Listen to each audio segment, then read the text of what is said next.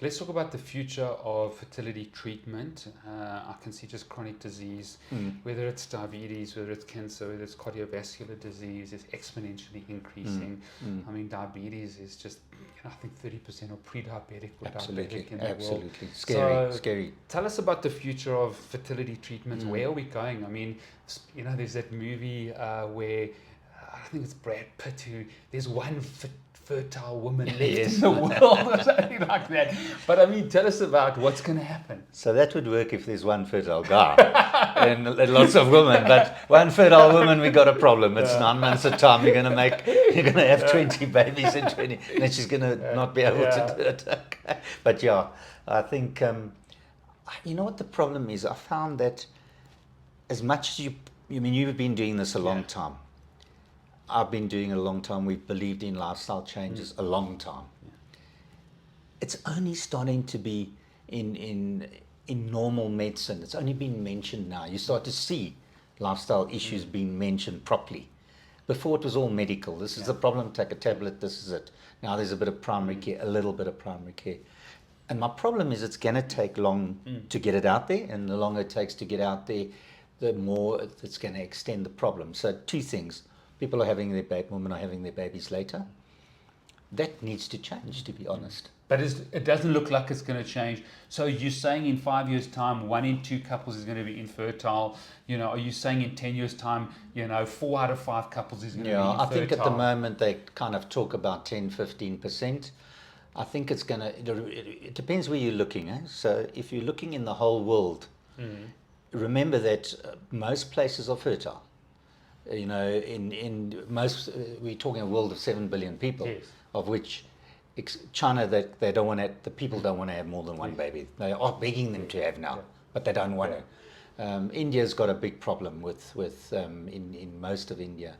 Africa's got a big problem. They have kids easily. Yes, there are infertile people, but I mean, if we're looking at places that are westernized or modern cities, or that's a problem. So first of all, a lot of people don't want a lot of kids, and second of all, they're not going to change. They've got this embedded thing. I've got to go to university. I've got to get through, and I'm going to start my job in my 30s. By the time they get to being the one of the top people, they're 37. Got a problem. How do you change it? Well, you've got to educate people to have babies younger and make the world accept women having babies without the loss of their career. And that's going to take long. So for me, my message is, as people out there, get your lifestyles right, do the basics, keep the basics right if you want a child. You can't change your egg numbers, but you can change your ability to not influence your eggs by a poor lifestyle or your sperm by a poor lifestyle. And have children earlier. Yeah. If they don't, what is and I know we're going to finish soon, but I think it's important, frozen embryos or frozen eggs for someone who's 22, who says, listen, in reality, I'm not fooling myself.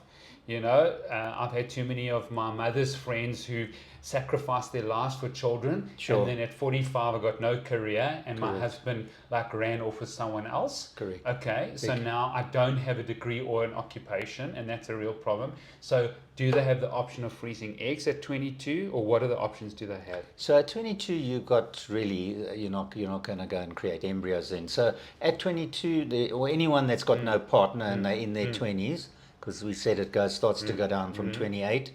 Remember that if your life plan is you're going to kind of want a baby at 35, 36, then put an insurance policy in place. And they would need to freeze at least 20 eggs. 20 at least, to give them 1 or 2 babies, because not every egg is normal. And remember, the egg hasn't been tested by the sperm. So some people might have 20 good eggs and someone might have none. So they need the numbers, and they need them in their 20s. In terms of couples, and this is an important one, a lot of couples are motivated by getting everything in place before they have a child. Got to have the house, got to do my career. And that group of people are often losing out when they start to want to have a child. So that's another group where they can say, we feel we've got a very comfortable marriage, we're going to be together, no one can predict that 100%, but we want a child together. Let's put some embryos away. Embryos. Test not it. eggs. Yeah. So create the embryo Yeah. because you don't have the egg Yeah, now. correct. But make sure you've got an embryo, and in fact do pre-genetic testing on it and put it in a freezer. Okay. And when you're ready, but you also got to understand as a couple, something could go wrong with your marriage, and you got to put something up front to say, well, you know, this is for us if we stay together. You know, obviously, if it doesn't happen, you Both can got to sign legal yeah, documents. just at that level, you got. But that's mature. Yeah, of course. It's preparing for inevitable stuff that happens in life, whether we like it or not, whether we think it's going to happen or not. It happens.